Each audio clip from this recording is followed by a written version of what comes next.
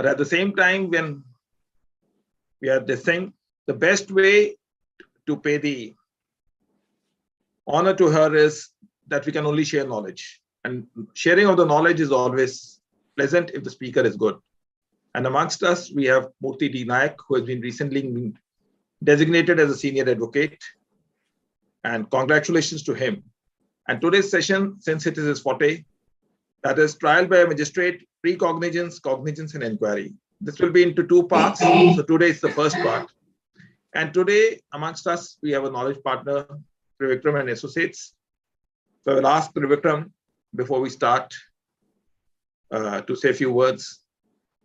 Over to you, Trivikram. Unmute yourself. Thank you so much for this opportunity, Mr. Vikas. My voice was echoing. Is that fine now? Yeah.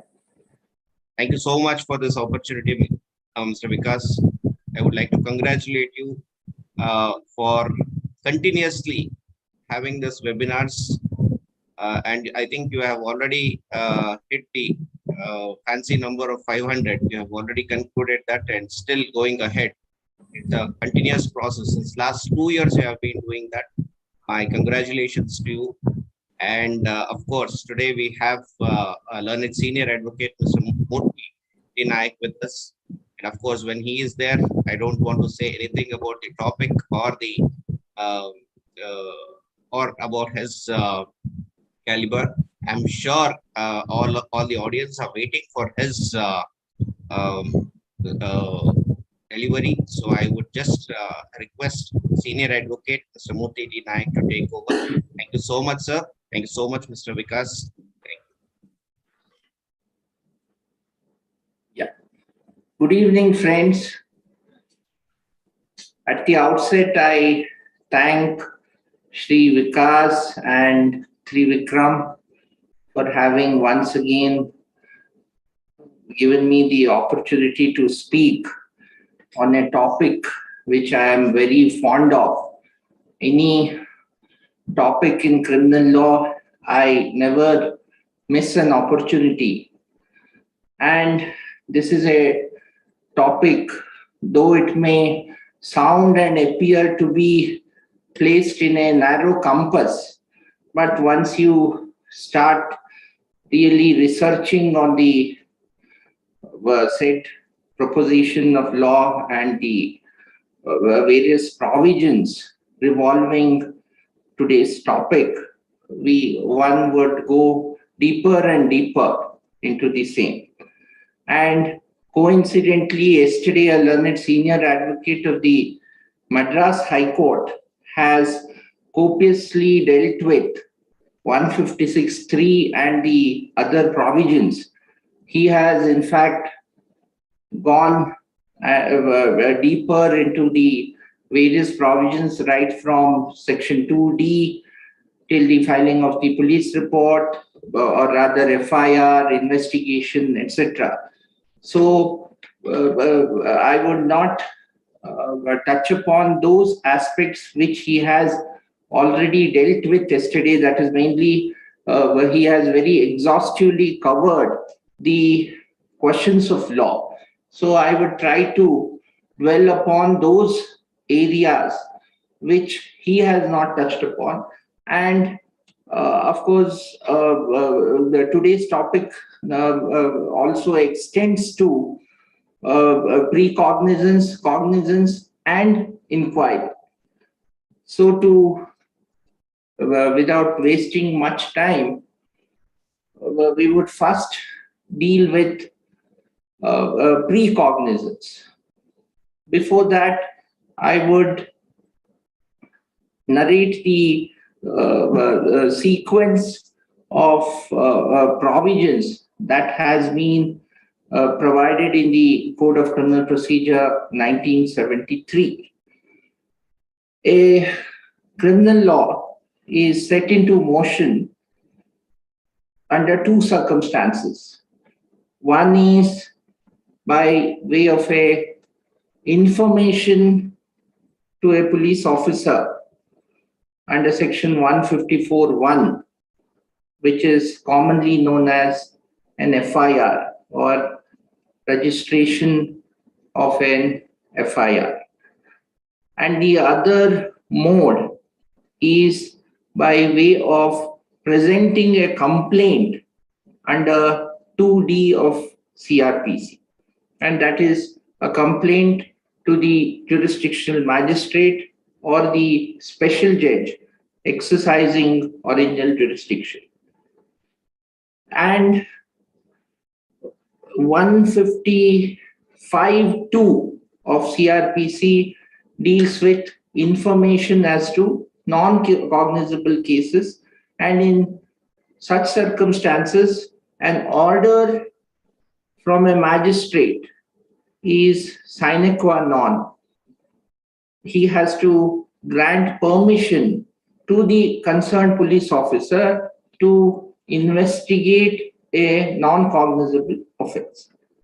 So under these circumstances, these three main situations or circumstances, a criminal law is set into motion. Now, first we would deal with an FIR, that is 154.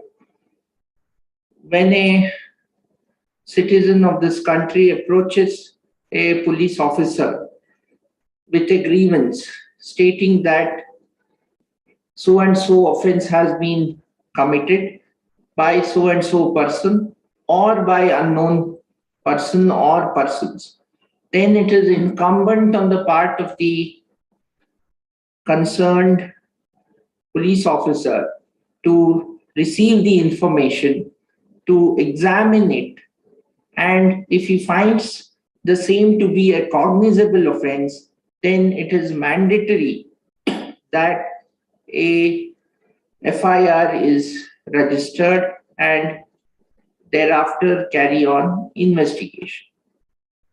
Under certain circumstances, the police officer would refuse to exercise his powers or to discharge his duties, and for variety of reasons.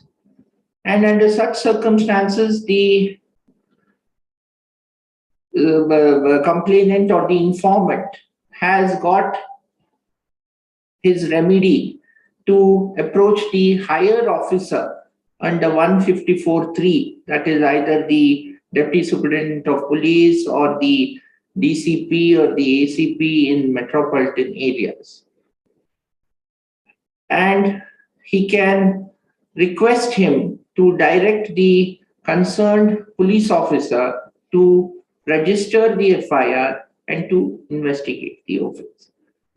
The law on this point is fairly well settled in the case of Lalita Kumari versus State of UP, that is 2014 to SEC page 1, where the Honorable Supreme Court, the Constitution Bench of the Honorable Supreme Court has held that when a cognizable offense is made out prima facie from the reading of the information, then it is incumbent on the police officer to register an FIR.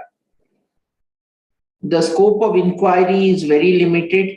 Of course, certain categories are provided in the very same judgment, that is at paragraphs 120 onwards, wherein under certain circumstances or situations, the police officer has got powers to conduct a preliminary inquiry and to look into the same, and thereafter register an FIR. Otherwise, no sooner a cognizable offense is made out prima facie from the reading of the FIR, from the reading of the information, the police officer is duty bound to register an FIR. Then comes, once the FIR is registered, then there are various provisions provided under the Code of Criminal Procedure, commencing with 156, 157, etc. As I told you all earlier, 155 deals with non-cognizable offense and 155(2) mandates that a permission from the magistrate is necessary. Now 156 deals with police officers' power to investigate cognizable cases, and 157 procedure for investigation. So in cases where FIR is registered under 154, then the provisions under 156 and 157 will have to be conjointly read with 154. Or to put it differently, they will have to be read in conjunction with each other.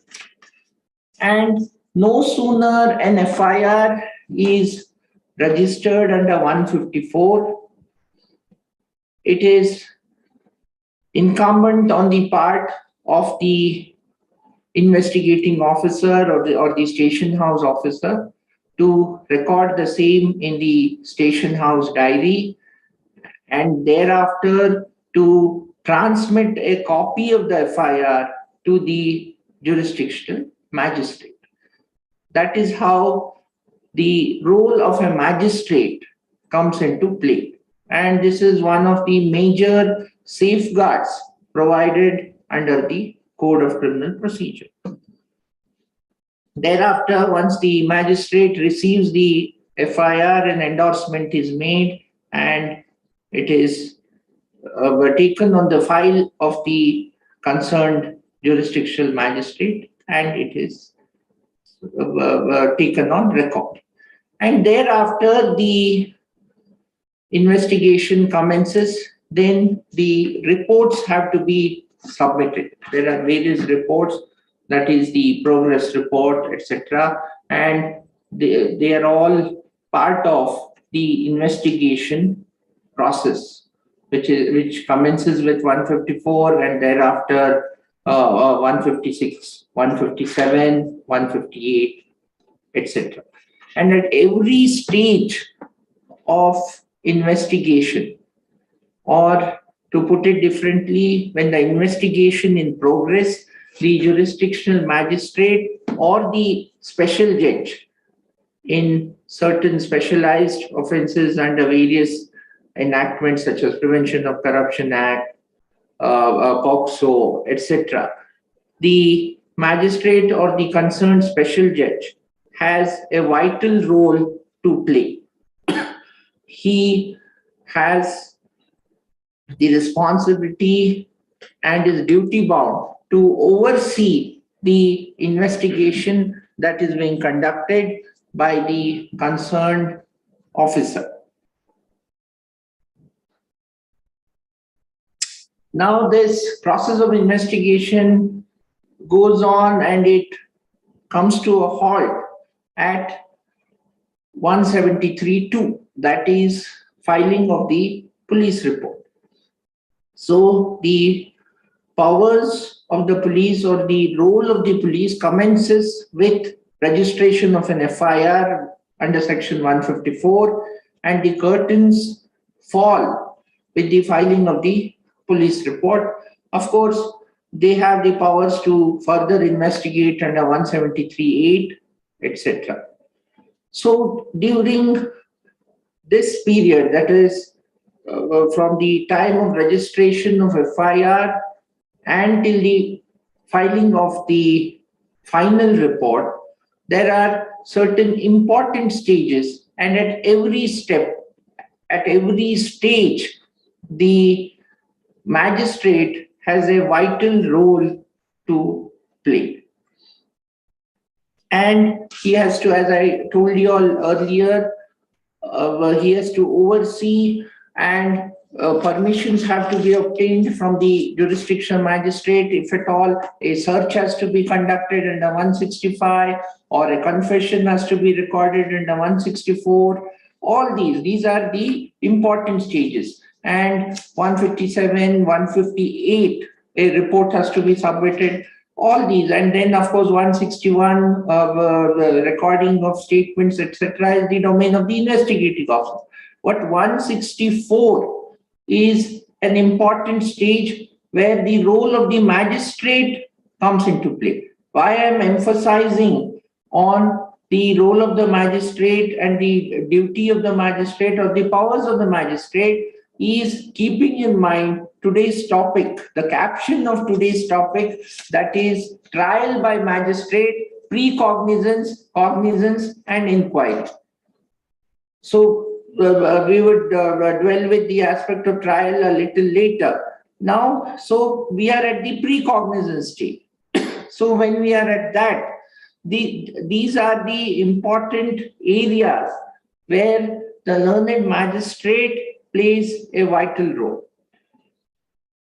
And then 164, recording of confessions, etc., statements, and certain statements under the special statutes such as POCSO, etc., they are mandatory and they have to be recorded in a particular manner, etc. And 164 is an inbuilt provision which provides for the manner in which a confession has to be recorded. Then another important provision is 167, which deals with remand and other things. And the final report, if the accused is in custody, then the final report will have to be filed in 60 days or 90 days, depending on the offense for which the FIR is registered, and failing which the magistrate is duty bound to tell the police officer, to caution or to alert the accused that he has an indefeasible right of default bail or statutory bail under 167(2), and that his detention on the 61st day or 91st day, as the case may be, is illegal because the investigating agency has failed to file the final report. In fact, in the very famous case of Husainara Khatun, that is 1980 Supreme Court, it was held that the magistrate is duty bound. And that has been again reiterated by the Honorable Supreme Court in a 2021 decision in the case of M. Ravindran, where the Supreme Court has held that it is incumbent on the part of the magistrate to alert the accused that he is entitled to be released on bail, provided he furnishes sufficient surety for his release on bail. So these are very important stages where the magistrate plays a vital role even before cognizance is taken. And in the famous case of Sakiri Vasu versus State of UP, 2008, Volume 2 SEC 409, the Supreme Court has copiously dealt with the powers of a magistrate under 156(3) and other aspects revolving investigation, registration of FIR, etc., etc. And in paragraph 17 has held that 156(3) is wide enough to include all such powers in a magistrate which are necessary for ensuring a proper investigation. And it includes the power to order registration of an FIR and of ordering a proper investigation if the magistrate is satisfied that a proper investigation has not been done or is not being done by the police. 156(3), though briefly worded, in our opinion, is very wide, and it will include all such incidental powers as are necessary for ensuring a proper investigation. So friends, this judgment of the Honorable Supreme Court in Sakiri Vasu, I'll repeat once again, it is a must read for all students of law. and Professionals, that is 2008, Volume 2, SCC 409. And then comes the filing of the final report, that is under 173.2. Now, before touching upon that aspect, now we'll come a little backwards and deal exclusively with 156.3. Earlier, I told you all that how a criminal law is set into motion upon an information to the police officer under 154. Now, what happens if the police officer refuses to register an FIR? As I told you all earlier, under 154.3, the informant has the option to approach the higher police officer. Then what happens? Even if the higher police officer doesn't take any action, or even after the concerned superior police officer instructs the jurisdictional police officer to take action on an information, even then an FIR is not registered. Then what are the remedies available to an informant? See, there are mainly two remedies available.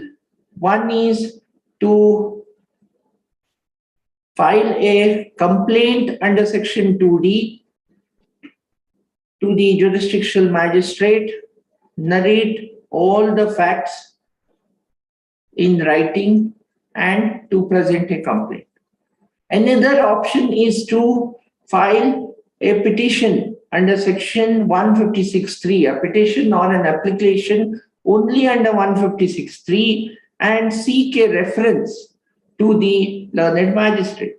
Now, as far as the second option is concerned, the law is well settled in the case of Priyanka Srivastava, where the Honorable Supreme Court has exhaustively dealt with the safeguards that have to be adopted when an order under 156.3 is to be passed. It has been held that before approaching the court or making a prayer for reference to the police officer under 156.3 of cr.pc, the complainant or the applicant should have exhausted the stage of approaching the jurisdictional police officer under 154.1. Second, should have approached the superior police officer under 154.3. And when both these options or prerequisites are complied with, then he should approach the court not only along with the said written informations, but also along with an affidavit to that effect that they had approached so and so police officer, he did not take any action, and hence he approached the superior police officer as contemplated under 154.3 of cr.pc, as no action was taken by both of them. He is approaching the jurisdictional magistrate with a prayer under Section 156.3 of cr.pc. Now, once the informant approaches the magistrate with a prayer under 156.3, it is not necessary that the concerned magistrate mechanically passes an order under 156.3 by directing the police to register an FIR. There he has to apply his mind and go through the complaint amendments, and thereafter order an investigation under 156(3). Hence, application of mind is sine qua non, even in respect of an order that is being passed under 156(3) CRPC. And notable judgment on this point is Maqsood Syed versus State of Gujarat, 2008, Volume 5 SCC 668, where the Honorable Supreme Court has held that application of mind before ordering investigation must be forthcoming from the order passed by the magistrate. Now, as far as 156(3) is concerned, the Honorable Supreme Court had an occasion to deal with this aspect in the earliest case of R.R. Chari versus State of UP, that is AIR 1951, Supreme Court 207.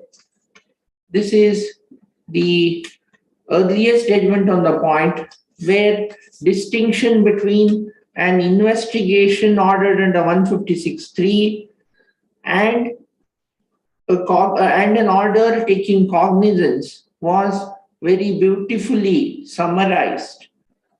The Honorable Supreme Court held that an order directing the police officer to register an FIR is an order under 156(3) and doesn't amount to taking cognizance. Hence, this is an exercise which, or the power which the magistrate exercises at the pre-cognizance stage. And later on, there are a host of judgments on this point, including Devarpalli Lakshmi Narayan Reddy, that is 1976, 3 SCC.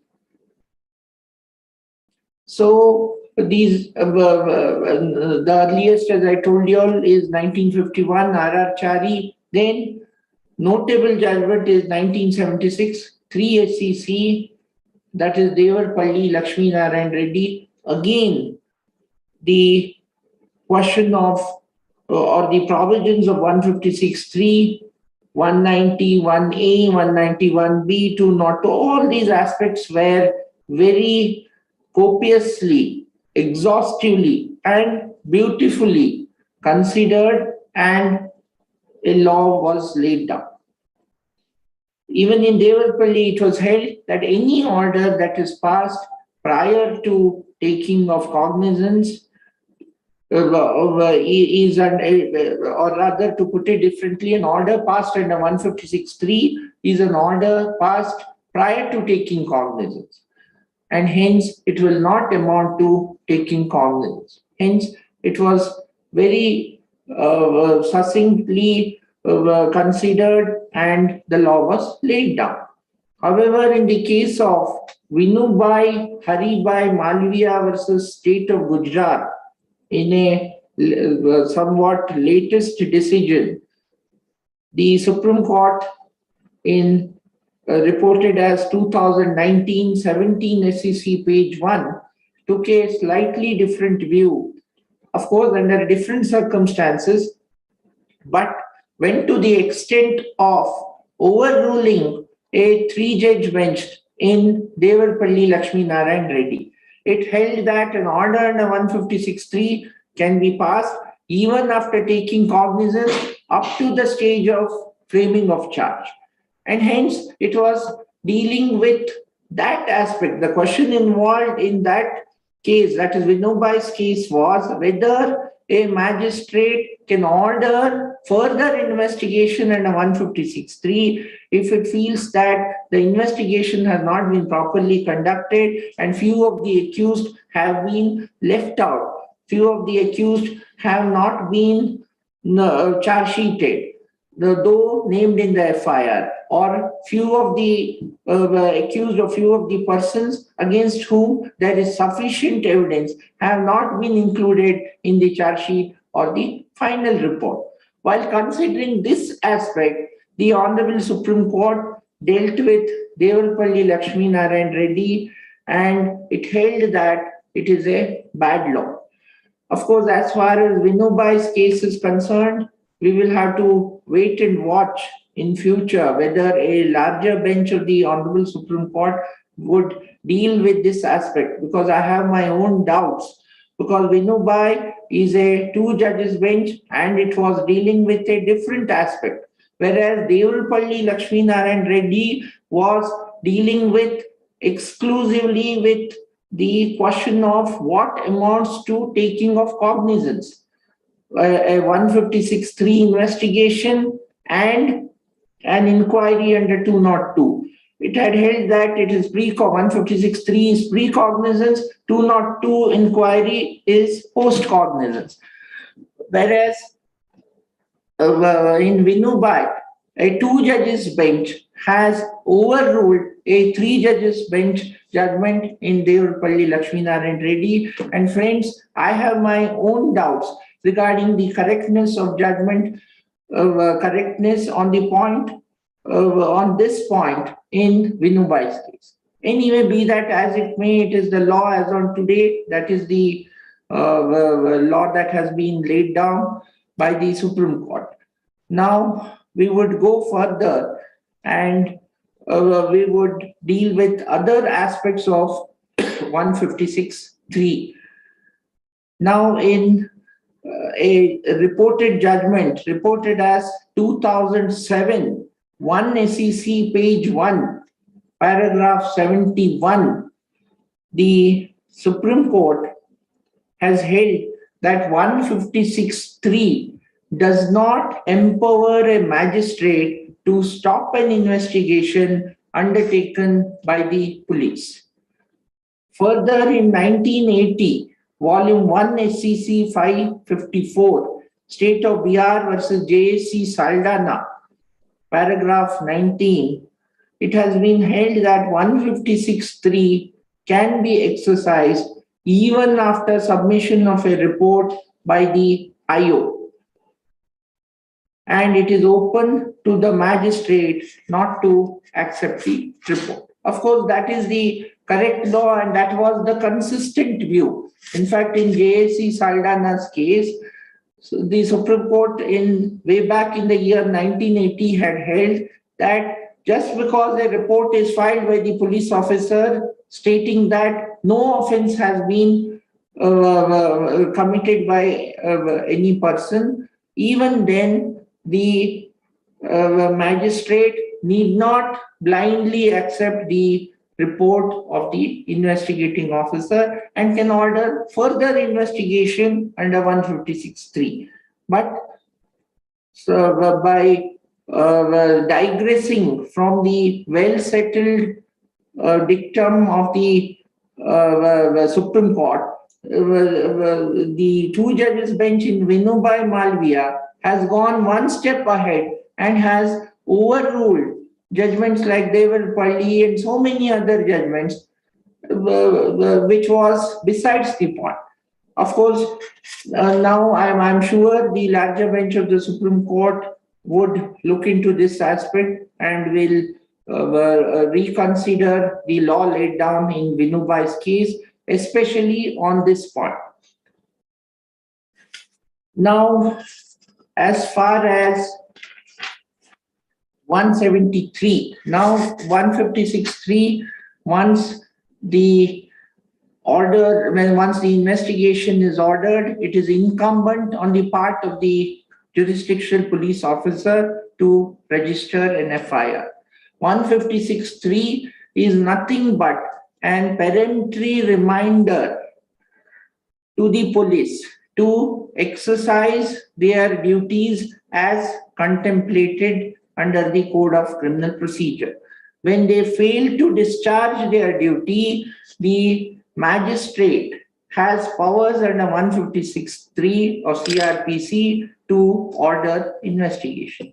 This is a safeguard and a very important provision which is being used by most of the informants. But because it was also misused the Supreme Court in Priyanka Srivastav had to lay down certain safeguards and guidelines before passing an order under 156(3).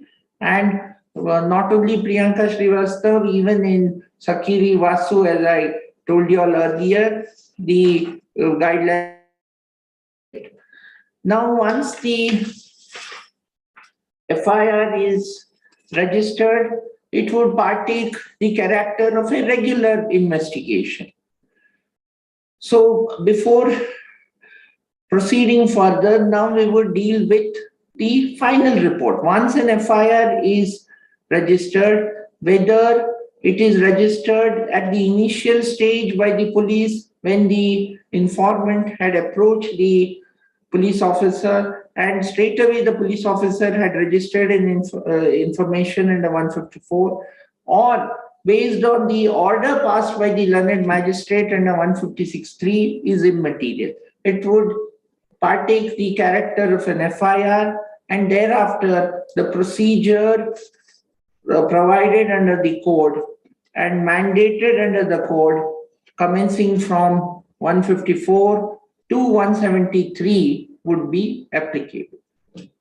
Now, as I've already dealt with all the other provisions in between 154 and 173, now the other important, or rather the most important provision is 173.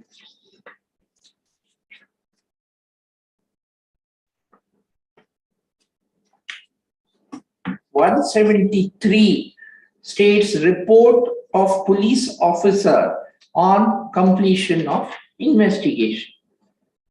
And the report has to be in a particular format, and it is as per 173 subsection 2, or rather subsection 2(1) of 173 of cr.pc. And you have various provisions there, the various prerequisites, that is name of the party, nature of information, etc. I would skip that. And this report can state two things, or rather three things. In Karnataka, there are three kinds of report. In common parlance, they are known as A, B, and C report. As far as an A report is concerned, it would say that offenses made out and so are the offenders. So it would be 173(2) read with 170 of cr.pc, wherein the offenses, the police officer would file a report to the effect that offense is made out and against so and so person. That is 170 deals with cases to be sent to magistrate when evidence is sufficient. The second kind of report is offense is not made out. So in Karnataka, it is known as a B report. In common parlance, it is known as B report. And the third report, which is not commonly filed, that is offense made out but offender not made out, which is known as a C report. But the very common forms of report are only two. One is offense made out, second is offense not made out. When such a report is filed, under both circumstances, the magistrate has three options. That is, under first circumstances, when a report of the police officer says that offense is made out against so and so, so and so, so and so persons, then the magistrate has the option to accept the report, take cognizance and issue process. Two, to reject the report and by disagreeing with the investigating officer and to drop the proceedings. And third option is to order further investigation under 156(3) and require the police to make a further report.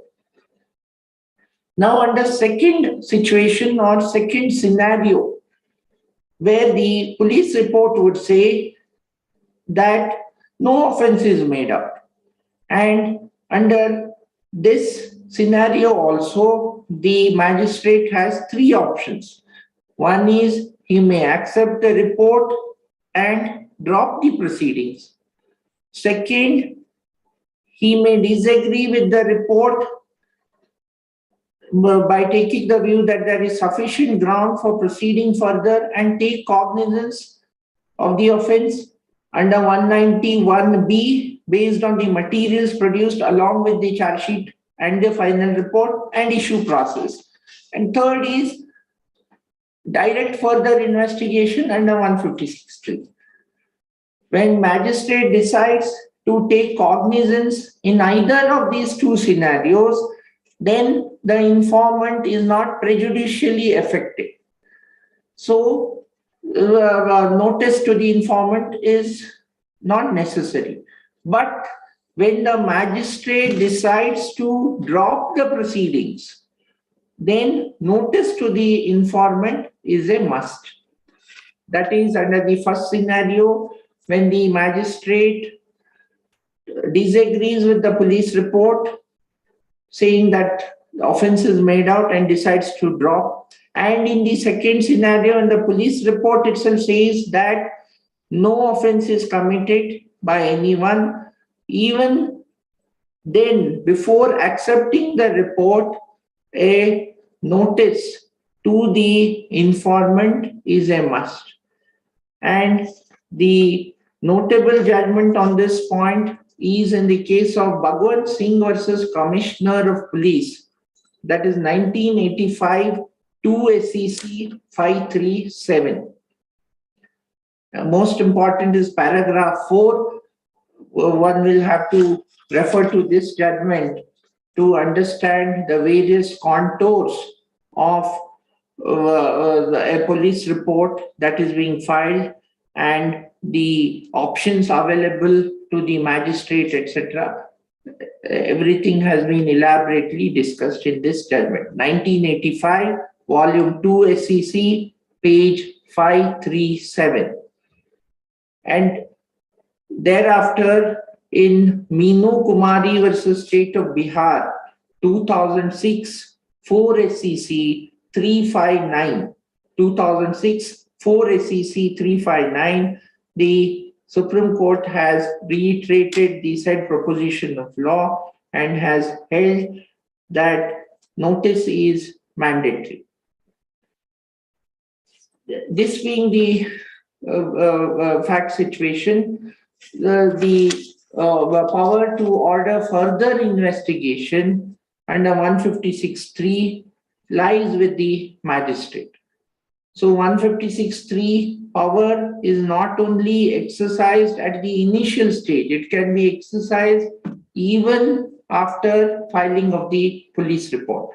Just because a 173(2) report is filed, one cannot say that an order under 156(3) cannot be passed. An order under 156(3) can be passed even to order a further investigation.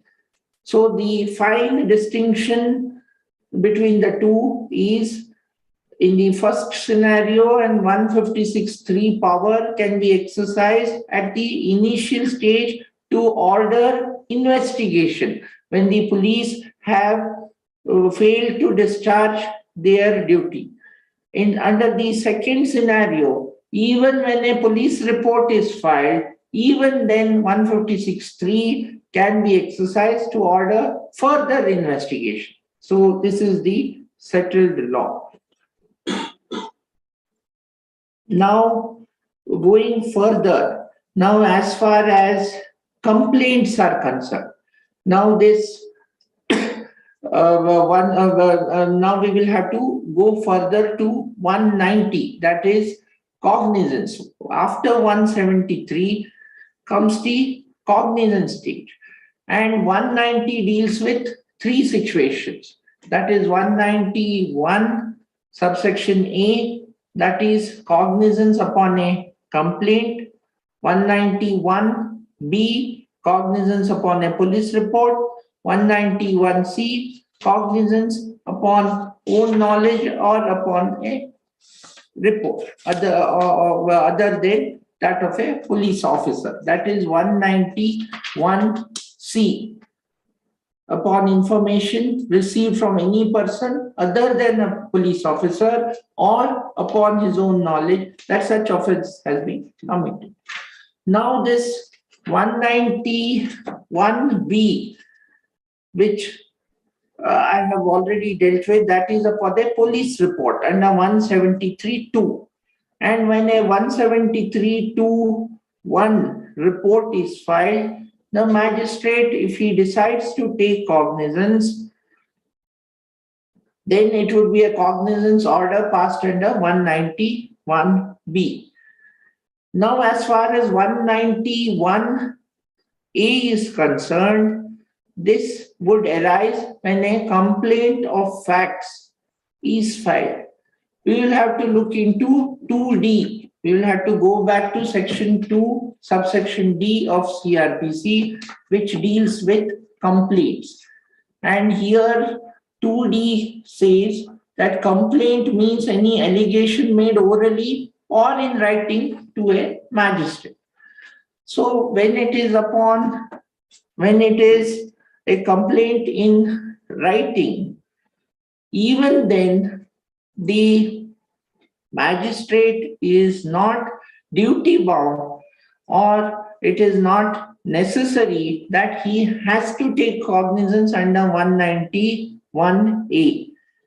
He can order investigation under 156(3). To put it differently, even when a complaint is filed under 2D, exclusively under 2 subsection D of cr.pc, and the prayer is to the limited extent of taking cognizance, even then the magistrate can refuse to take cognizance straight away and order a reference under 156(3). That is, order investigation under 156(3). And all these aspects are again dealt with in R.R. Chari right from 1951 Supreme Court, Devarapalli Lakshmi Narayan Reddy 1976, 3 ACC 252. And in this situation, the Supreme Court had dealt with in these two judgments. And further in Mona Panwar, that is 2011, 3 ACC 496, Mona Panwar versus High Court of Judicature of Allahabad, the Supreme Court has held that magistrate, upon receiving a complaint under section 2D, need not necessarily take cognizance. It has referred to all the earlier judgments. In fact, friends, R.R. Chari, that is the first judgment on the point, that is AIR 1951 Supreme Court, in turn refers to a Calcutta High Court decision in 1950, that is AIR 1950 Calcutta. For the first time, the Calcutta High Court had dealt with the concept of cognizance, pre-cognizance, order under 156(3), etc. So it is well settled that even when a complaint is filed under 2D and a prayer is made to take cognizance, it is not incumbent on the part of the magistrate to take cognizance. So a 156(3) power can be exercised at various stages. One is when a prayer is made by an informant to order investigation under 156(3). Second is to order further investigation under 156(3). Third is when a complaint of facts is filed and a prayer is made to take cognizance, then also the magistrate can exercise powers under 156(3). Now, in Vinubhai's case, it has been held that even when the cognizance has been taken and a case is pending against few of the accused, and if the court finds that the role of other accused is forthcoming from the examination of the charge sheet material, even then 156(3) can be ordered. That, according to me, is the correct view. With regard to ordering 156(3), even when and up to the stage of framing of charge. That is what Vinobhai Malviya says, 2019-17 SEC, page 1. But I have my serious doubts about the about overruling Devapalli Lakshmi Narayan Reddy.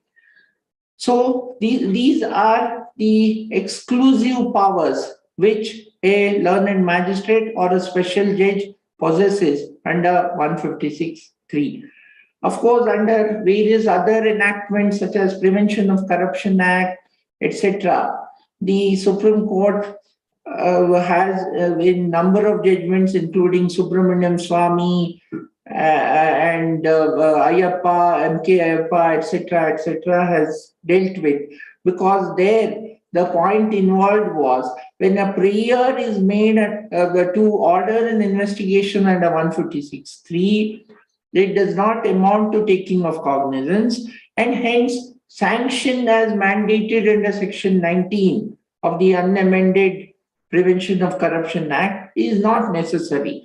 So while dealing with that aspect in Subramaniam Swamy, that is the 2012 judgment, and then later in MK Ayyappa, the Supreme Court held that even more particularly in MK Ayyappa, for the first time, the Supreme Court had used the word pre-cognizance stage. And it said even pre-cognizance sanction is necessary. Of course, now that is doubted by a coordinate bench of the Supreme Court, and that is pending consideration in a 2018-5 judgment, which is reported in 2018-5 SEC.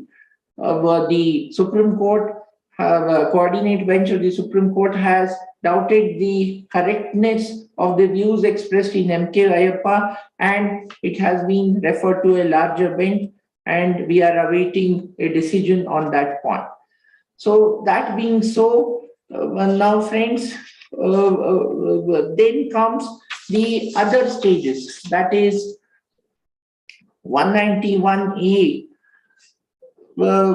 cognizance upon a complaint. Now we will have to examine the correlation between 156(3) and 191A.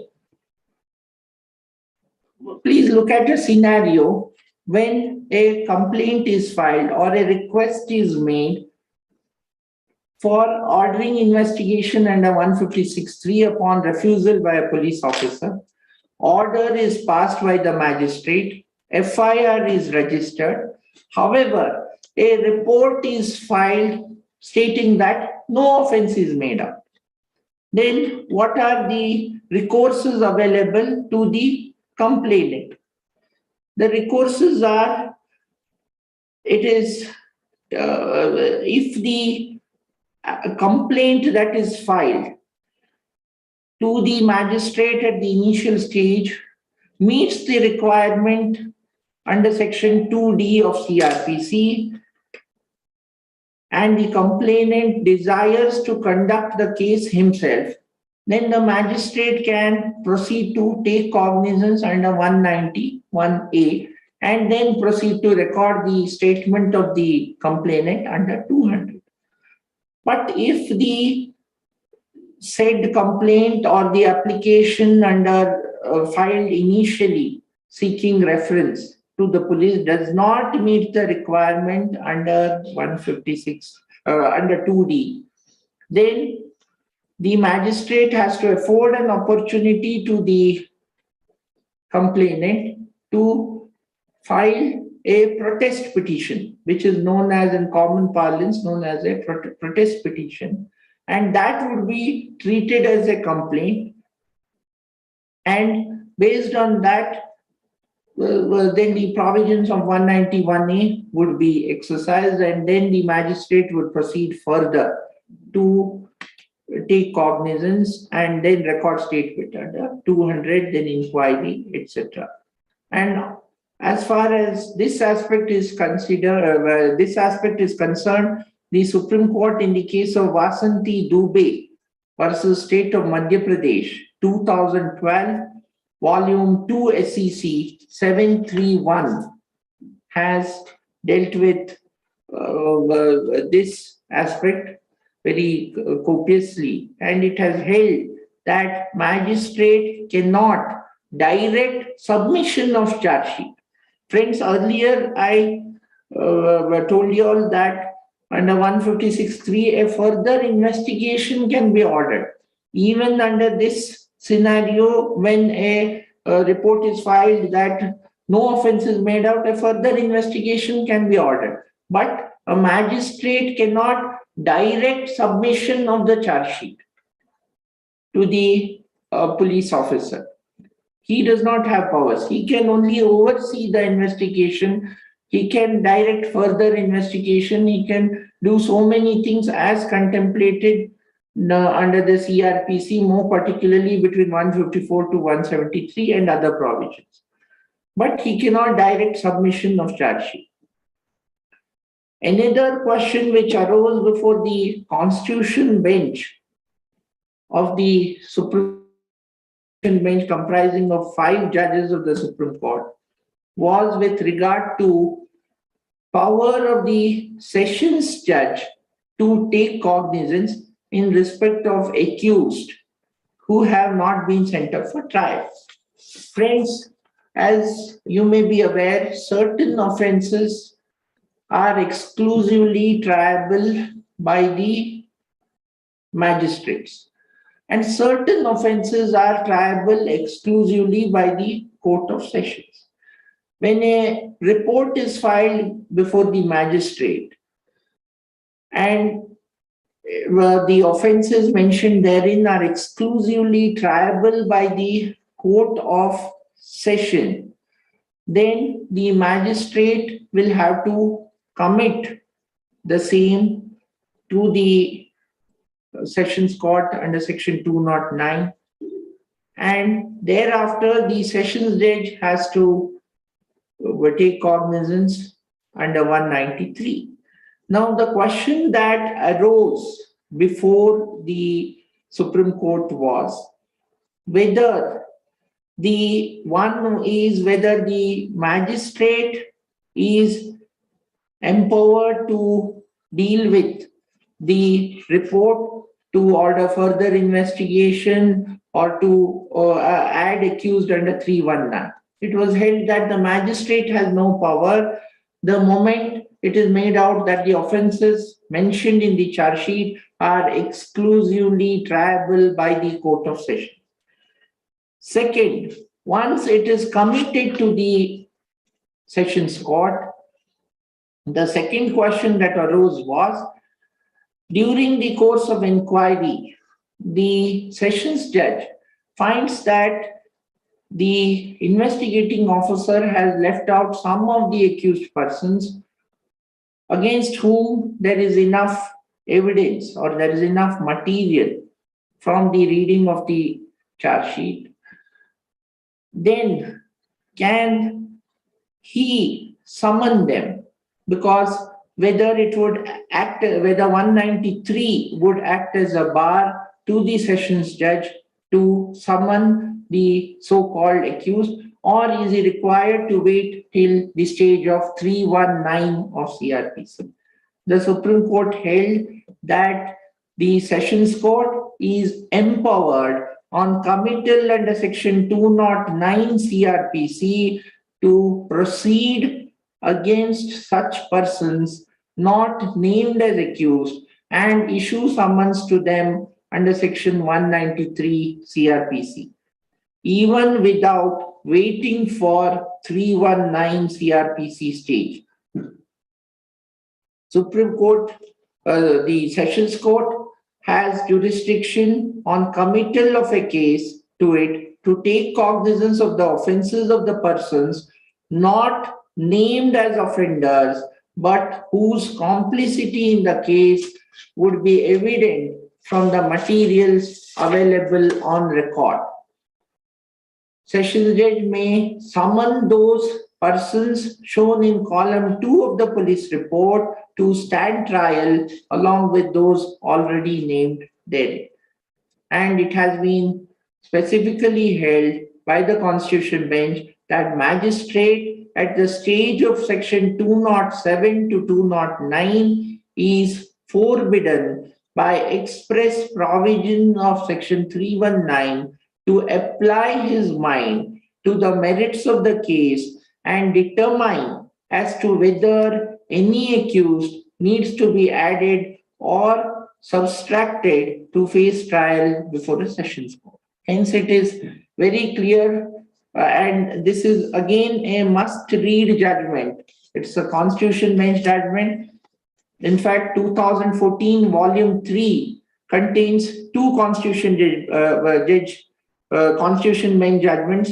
One is 2014 3 SCC 306, that is Dharampal versus State of Haryana, which deals with this aspect regarding the powers of a sessions judge to summon immediately after taking cognizance. And the other one is the case of Hardeep Singh, that is 2014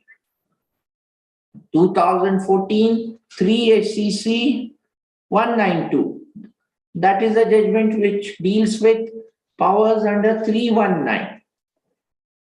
And in that judgment, the Constitution Bench of the Supreme Court has held that the court need not wait till the recording of evidence, and it can summon at the stage of cognizance itself. Immediately after taking cognizance, a magistrate can summon an accused under 319, and the court need not wait till the recording of evidence, though the word evidence is employed in 319. So these are two important Constitution Bench judgments which are coincidentally reported in Volume 3 of 2014 issue of SCC. And Dharampal's judgment is precisely on this point with regard to the powers of magistrate and the powers of the sessions court.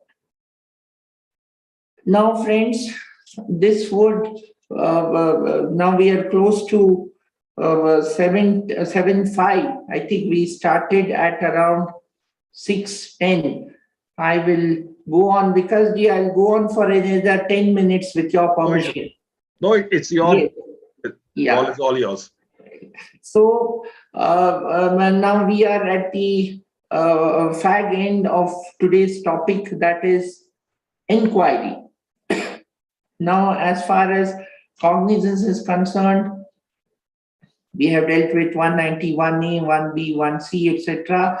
Then comes all the other provision as far as complaint cases 200, etc. Commitment, if it is exclusively triable, etc. Now, as far as inquiry is concerned, these four sections are ingrained, or put it differently, they are placed in chapter 15 of CRPC. One thing that has to be noted by all of them is chapter 14 deals with conditions requisite for initiation of proceedings, and 190 is part of chapter 14 and it deals with 191A, B, C. Whereas chapter 15 deals with complaints to magistrate and it deals with section 200, that is examination of complaint, examination of complainant, 201. Postponement, 201, procedure by magistrate not competent to take cognizance of case, 202, postponement of issue of process, 203, dismissal, 204 is issue of process. Now, 204 again, friends, is in a different chapter because 204 issue of process deals with the issue of process with respect to all kinds of cases. That is a complaint case, cognizance taken upon a complaint or upon a police report or under 191C. So chapter 15 exclusively deals with 200, 201, 202 and 203. That is exclusively, it is an exclusive provision with respect to complaints to magistrate. And when we are dealing with chapter 15, it is intrinsically intertwined with section 2D of CRPC, because 2D deals with complaints, and then comes chapter 15, that is complaints to magistrate. So 2D and the chapter 15 of CRPC are like two faces or two sides of the same coin. And of course, in between comes 191B, 191A. This is how the sections are arranged in the 1973 code. But when we are dealing with chapter 15, that is complaints to magistrate, 200 deals with examination, and 201, as I said, it is a return of complaint. In common parlance, it deals with return of complaint when it is filed before a magistrate who is not competent to take cognizance, etc., etc. Now, 202 is the provision, is the most important provision which decides the fate of a complaint. After 202 comes 203 and 204. Of course, it would sound very amusing to see that after 202 comes 203 and 204. But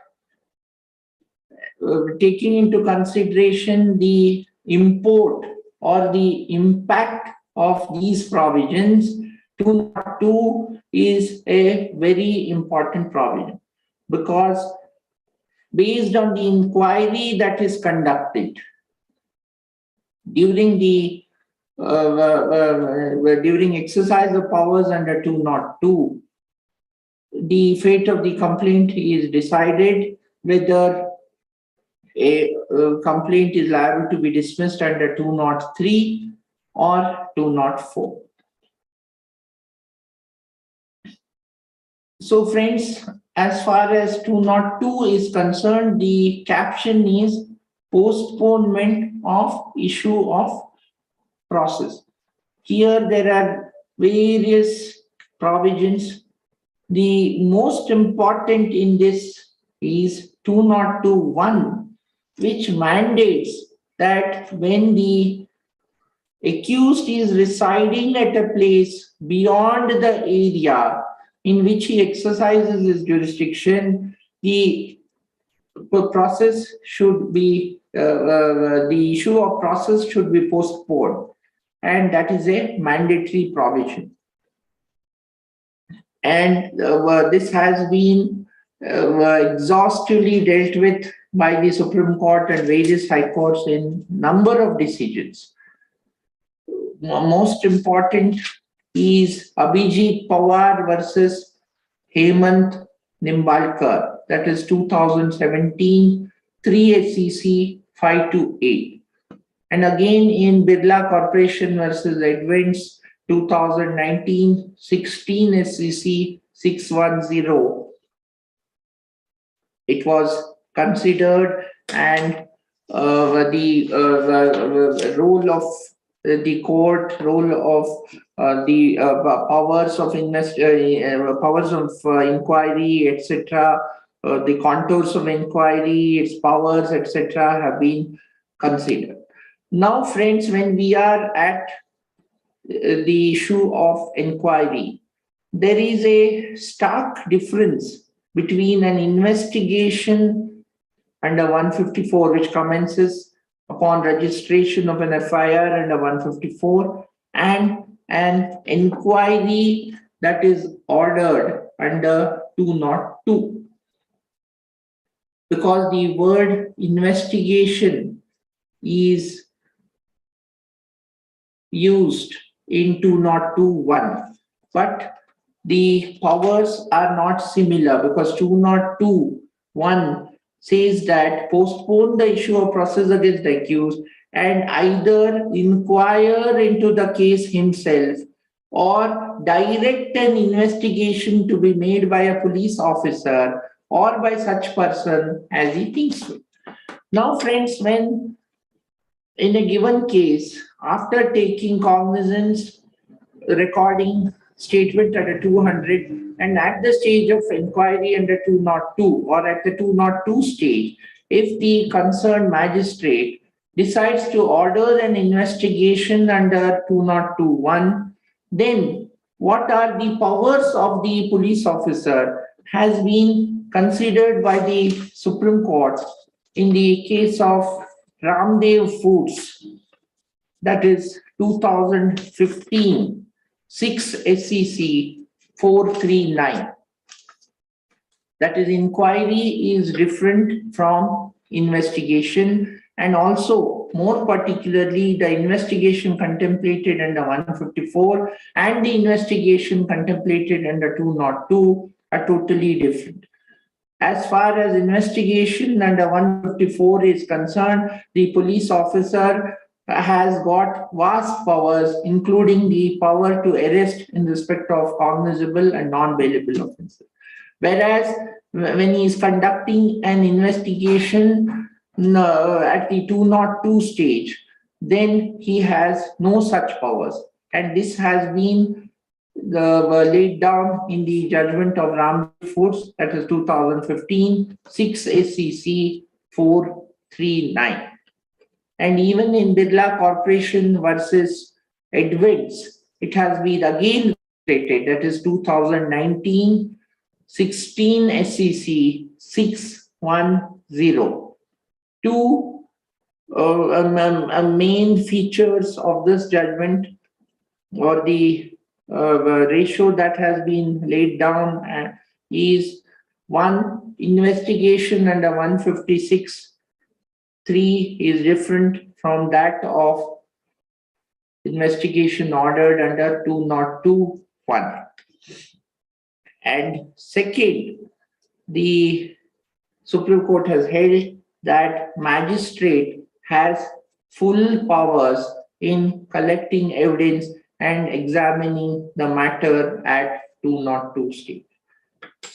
So these are the various aspects concerning today's topic, because I would not go further, because the inquiry would end with 202. Then comes dismissal, then issue of process. I would not touch upon that aspect. We are close to 7:15.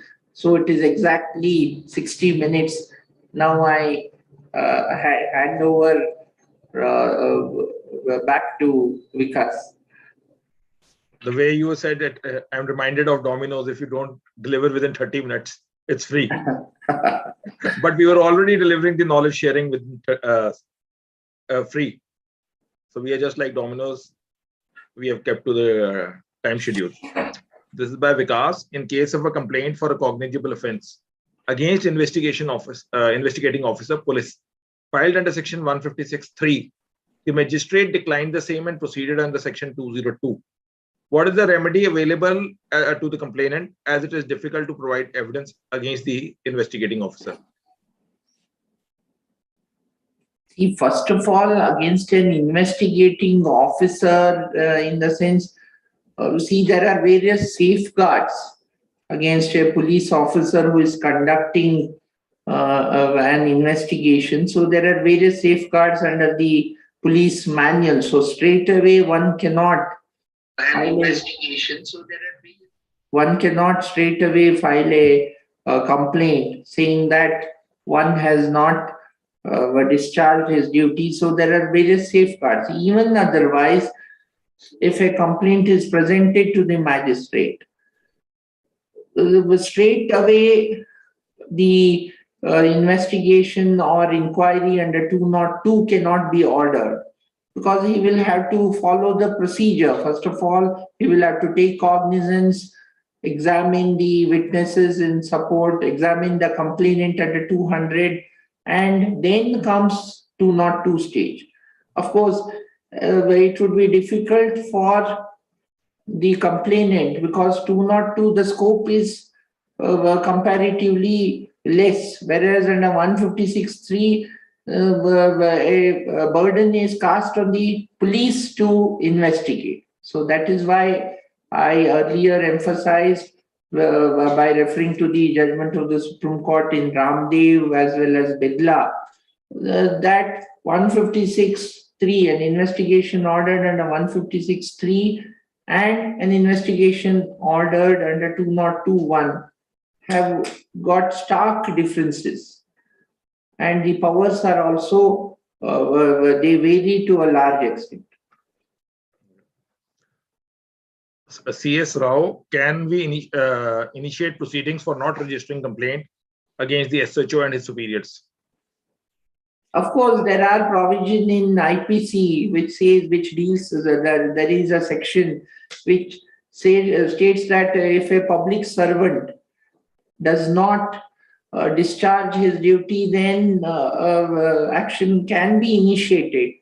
And now, in certain cases, the Supreme Court also has come down heavily, and there are instances where costs are imposed on the investigating officer.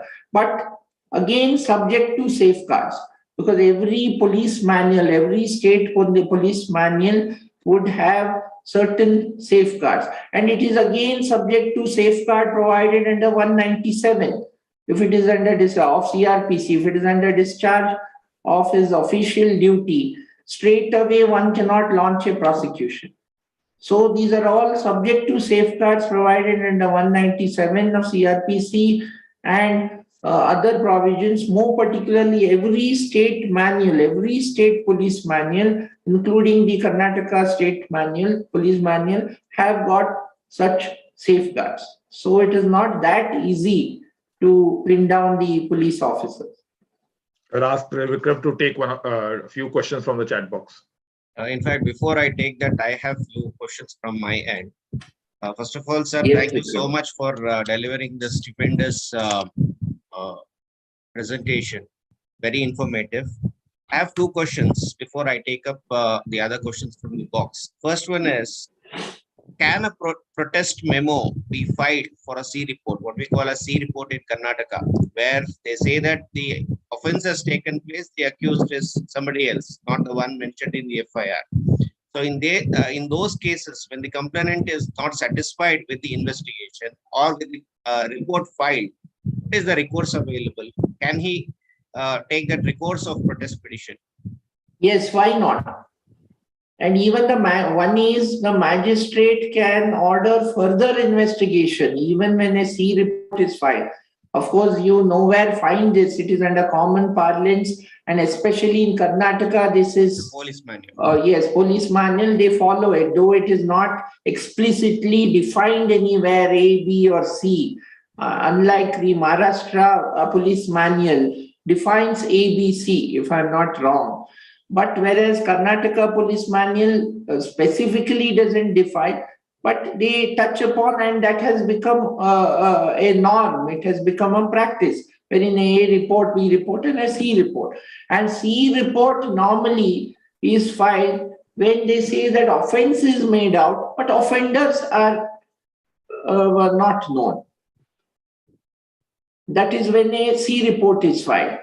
And there is another scenario where they file a report against those people, like say 10 of them are named in an FIR, they can file the report only against 5. That is when further investigation can be ordered, or a protest not only under 156(3), even under 173(8), a further investigation can be ordered. But whereas when a C report is filed, according to me, certainly a protest petition would be maintainable, saying that the police have not investigated properly, so and there is enough material against so and so persons, the offense is made out, and these are the offenders. And the second option available to the magistrate is to order further investigation again under 156(3). Even when a C report is filed, he need not blindly accept the report. And another thing, Vikram, one should remember that the source of all these reports are 173.2.1. CRPC is the mother of all these reports.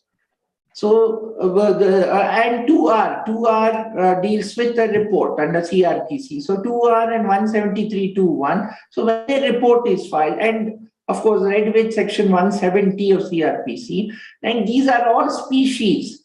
A report, B report, and C report, these are all matter of convenience.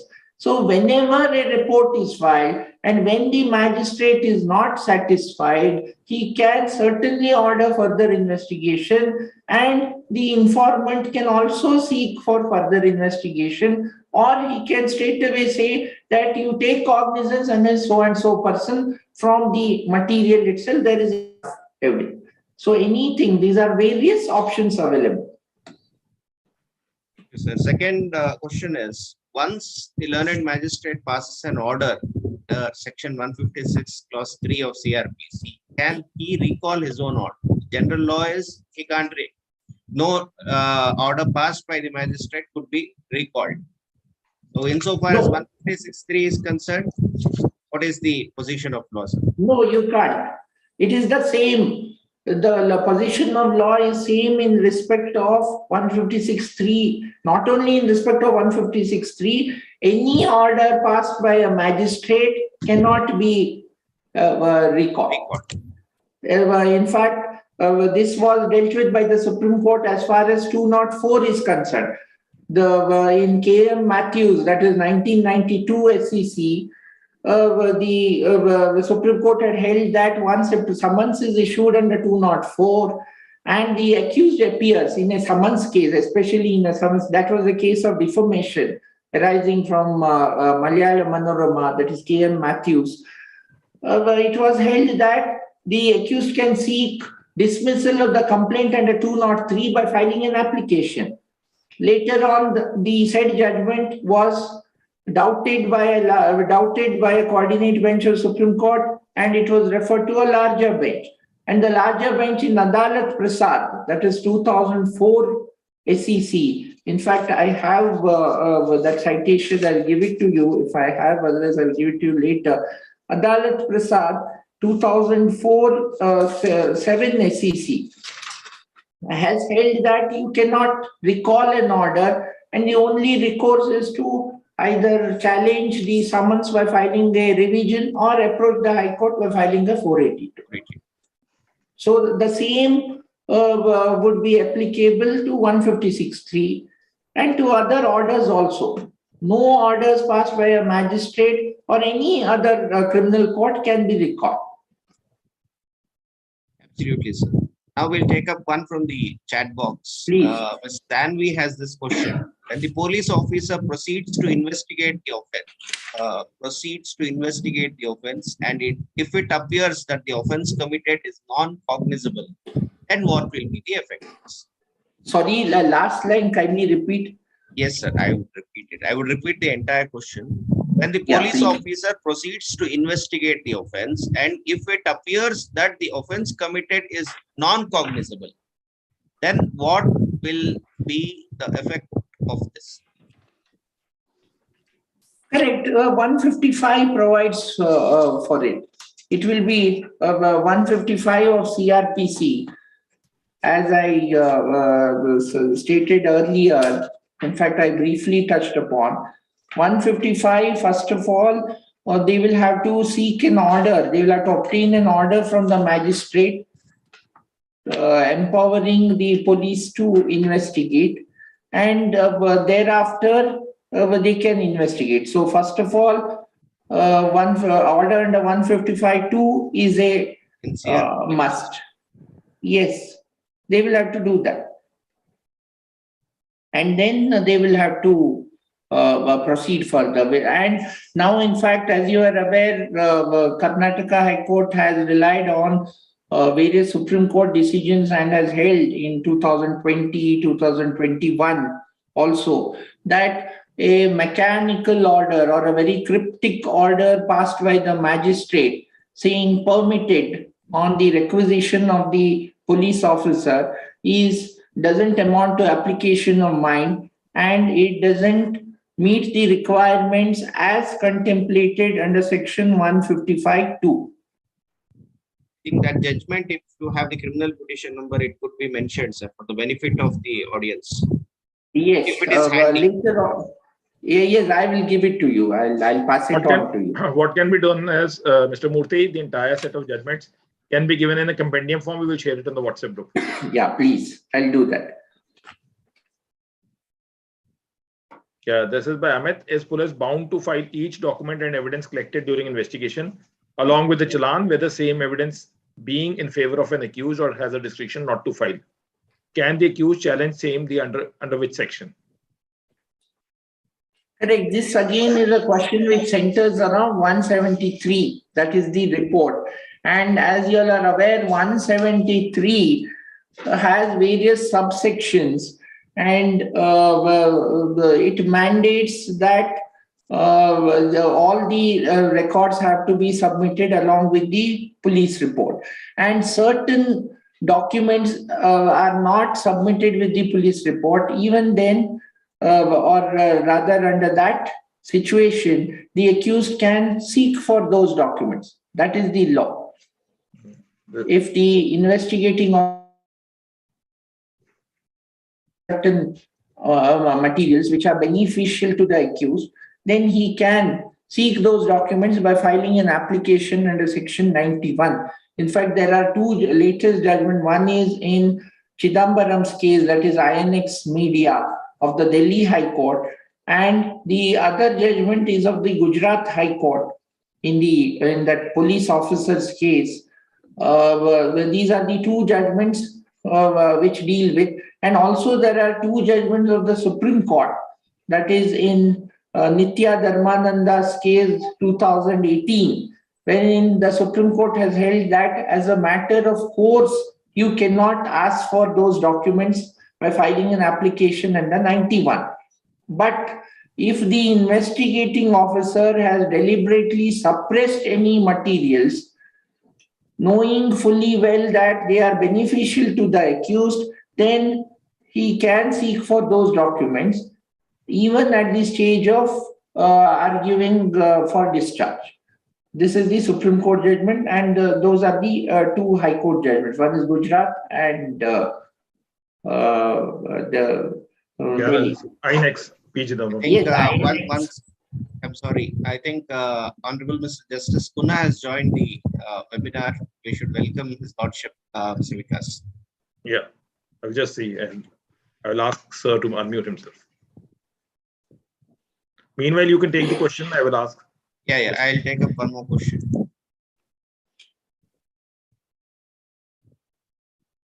So kindly unmute yourself and the video. It's always a pleasure connecting with you. Justice Kuna. I think sir could be busy. We will just take up this question, perhaps meanwhile. Yeah. You can take the question. I'm just taking this question by Mr. Abed Khan. When a person gave a written complaint to a police officer about cognizable offense like 294B, 506 to 323 of IPC, and after taking this complaint, police turned into keep security for breach of peace and proceeded 151 cr.pc, how can we register FIR on that? I think Trivikram, this question is slightly convoluted. So yes, I may not be in a position to answer it because I don't know what he actually means. Right. Yeah. Perhaps in any case, Section 200 is always available. If in any case, a private complaint could be registered. Correct. Irrespective of whether they are cognizable, non-cognizable, bailable, non-bailable, depending on the report filed by the police officer, the recourse is available, which we have dealt with. This is a false FIR is lodged under the SC/ST Act. Was booked under the activist was booked under 2.5 years ago. Sorry, 2.5? Just hold on. The chat is not coming forth. Vikram, you can just check it out. Yeah, I have one question by somebody. They have not mentioned their name. As per Lalita Kumari's judgment, how much time has been given to police for inquiry? Again, these are mentioned. The offhand, yes, these are all besides the point, and offhand I will not be able to, but of course, paragraph 120, if my memory serves me right, certain time limits have been given. See, as far as investigation and outer limit cannot be fixed. Investigation, again, the limitation aspect, one will have to take recourse to 167 and 468 only. So no court can fix an outer limit as far as investigation, because 167 mandates 60 days, 90 days if the accused is in custody, and 468 again speaks of the limitation for filing a report or a complaint. That is 468 to within 1 year, 3 years, etc., depending on the offense. If the maximum punishment is 3 years, it has to be filed within 3 years. So Lalita Kumari doesn't mandate that investigation has to be conducted within a particular period. That has not been done. In 120, it speaks about inquiry. That is inquiry in certain cases under certain scenario. If it is a matrimonial offense, or if the offense complained of is pertains to a year or around 2 years back, etc., or pertaining to corruption cases, etc. So those the list of cases is, where inquiry is mandated or desirable has been dealt with, and there is an outer limit of 15 days or something. So offhand, I would not be able to say, except pointing out the paragraph 120 of the SCC report deals with that. That is 2014 SCC page 2, paragraph 120, because you have subparagraph 121, 120.2, 120.3, etc. Yeah. This is by AK. Is further investigation, can further investigation be ordered in a complaint case trial?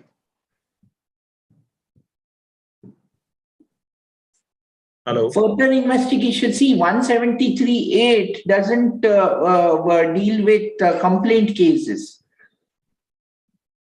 173.8 further investigation is with regard to police report, and that is what 173.8 also postulates. But further investigation under 156.3 can be, I have already dealt with, so this would be repetition. 156.3 so some people can actually be join late on the YouTube. This is by Ilskan Pathan. Can section 156.3 be done only in case of non-bailable cases or other bailable cases also? No, it can. See, it has got nothing to. 156 deals with cognizable offences. Whether they are bailable or non-bailable are immaterial. For example, now 304A IPC is a bailable offence. Yeah, this is by Trimalai. No court, some provision says no court shall state cognizance, but if magistrate takes the cognizance in that kind of matters, what would be the remedy for the accused in the court of magistrate? He says that certain provision says that the magistrate cannot take cognizance, but in case the magistrate takes the cognizance, then what is the remedy? It would be a wrong order. It would vitiate. See, it would come within the ambit of 461, 462 and all. It would be an irregular order. That is what 461, 460 of cr.pc deals with. Nilipi Mishra, now we are taking all the questions from the YouTube since we are already ahead of time. First, is magistrate can order for further investigation even though the charge sheet has been filed under section 173? Magistrate can order further investigation if the charge sheet stands filed. Yes, why not? That is what I have so far I have stated that only, even if charge sheet is filed, and if the magistrate feels that the investigation is not properly done, even then further investigation can be ordered under 156(3). If some accused are left out, then certainly it can be done. Why not? Whether cognizance can be taken twice? No, cognizance cannot be taken twice. And again, this was dealt with in Dharampal's case and another judgment of the Supreme Court. See, cognizance can be taken only once. But there is something known as active cognizance and passive cognizance, which the Supreme Court has coined in a 2016 judgment. If my memory serves me right, it is 2016 6 SEC. There it says active cognizance, passive cognizance. In the sense, if the magistrate, for example, in a session triable offense, if the magistrate simply takes cognizance and commits it to the magistrate, then if he to the sessions court, then he would have taken cognizance, and there is no necessity for the sessions court to take cognizance once again under 193. Whereas passive cognizance means the magistrate has committed no sooner it got to know that it is exclusively triable by a sessions court, then it commits it without taking cognizance under 191B, then the sessions judge has to take cognizance. But there is no concept of taking cognizance twice, it can be taken only once. Last question from the YouTube, Neeraj Ansal. If some magistrate passes an order for investigation contrary to the law, will the magistrate be liable under 219? 219 of what? CRPC. These are all questions outside the topic. I think we will not. Okay, it's fine. It's fine. Yeah. Yeah. So in 219 of CRPC, first of all, deals with 3 offences of same kind. No, I stand corrected. IPC. IPC, correct. Of course, no, magistrate again has inbuilt protection. Good faith. Yes, good faith and so many things. So even under they have the special act. Yes, and all acts done in discharge of duties which were done in a good faith. Yes. Otherwise, all judgments which are set aside by the superior courts would show that there is non-application of mine. Correct. Judges Protection Act and so many. And again, 197. So even for the employees, if he discharges the duties in the good faith, or any action taken, let's assume otherwise the file is moved in a noting and it's found that the noting is contrary to law, etc., then everybody will be hauled up and nobody will take action. Correct. Judges Protection Act and 197 both would come into play. And good faith also. Yes, very much. Yeah. So, thank you, Mr. Murthy. It was a pleasure connecting with you and the way you express your knowledge. We will take the second session soon after tying up with Mr. Murthy. And thank you, Trikram, for having us connected with Mr. Murthy, as well as helping us to connect and spread and disseminate the knowledge in the right perspective. Everyone stay safe, stay blessed. Over to you, Trikram. Yes, thank you so much, Mr. Vikas. Sir, first of all, thanks for your time, because it would take a lot of time for you to prepare and you have presented. So thanks for your time and absolutely a scholarly presentation. This has enlightened our knowledge insofar as CRPC and in specific the cognizance, pre-cognizance is concerned. Thank you so much. And Mr. Vikas, I would like to thank you before I thank our audience, because it's an ongoing process that you have been conducting these webinars. It's not an easy task in order to get connected with the speaker, in order to dedicate a specific time every day. And it's a Herculean task, and you have done that Herculean task in a very, very absolutely stupendous fashion. I would like to thank you also. And of course, all our audience who have been encouraging us from day one. So thank you each and everyone. So thank you so much. With this, I think we'll be concluding today's session. Yeah. Thank you. Namaskar. Thank you. Thank you so once again. much. Thank you. Good night, Vikas ji. Good night, everyone. Bye, Trivikram. Good night. Stay connected with us for further